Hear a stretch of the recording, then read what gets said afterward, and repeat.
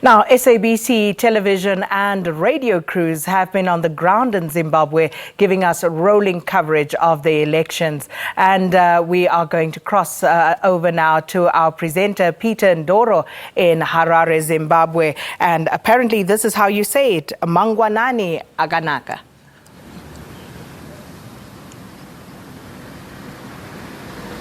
A very good morning, Sakina. Yeah, we're coming to you from Harare, and this is the morning after a remarkable day before. Most Zimbabweans, I would imagine, have been awake on social media, trying to track and see what's been going on. Some of the results have been finding their way on social media pages, people taking pictures of the final counts, and they've been coming through from various provinces. In fact, the Zimbabwe Electoral Commission yesterday had said they'd received results from 4 provinces actually by 6 p.m. last night. They had started to come through, even though the polls closed at 7. So they said that the other 6 provinces are still to release their results.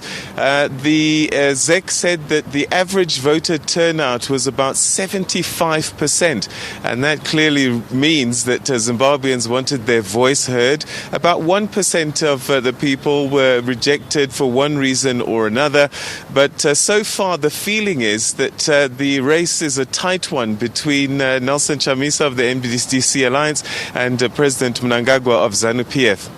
I've just had a quick glance at a couple of the newspapers, and we hope to get the other main one. But the Herald, which is the state-owned newspaper, is leading with this headline. It's a historic moment with a picture of President Mnangagwa voting, and we were there in Kwekwe when he voted. Interestingly about the Herald newspaper, and this is an accusation that it's faced for many, many years, is that it's pro-government, pro-ZANU-PF. Nelson Chamisa's name is not mentioned once at all on the front page. They talk about presidential aspirants here, but they don't mention his name on the front page, which is remarkable if you think about who is the 2 front runners. Independent newspaper, The New Day, well, they've got a completely different take. As you can see, Chamisa and ED in a tight race, which is probably the most accurate reflection of what's going on. So throughout the course of the day, the only and main activity is going to be that of counting the votes, and we're hoping to get an update from the Zimbabwe Electoral Commission at about 10 o'clock this morning, just to see where we are and where we're moving on to. Some of the reports that are coming through that's in the New Day as well is that soon after President Robert Mugabe made that presser, that his security entourage at his house was removed. So we don't know what that's about, whether that's retaliation about what he said, but we'll monitor that story as well.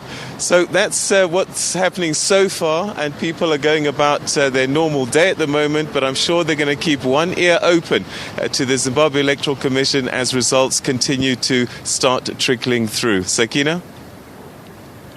Well, thank you so much. That's our reporter Peter Ndoro out in Harare, and we'll be bringing you more analysis on yesterday's election later on in the show.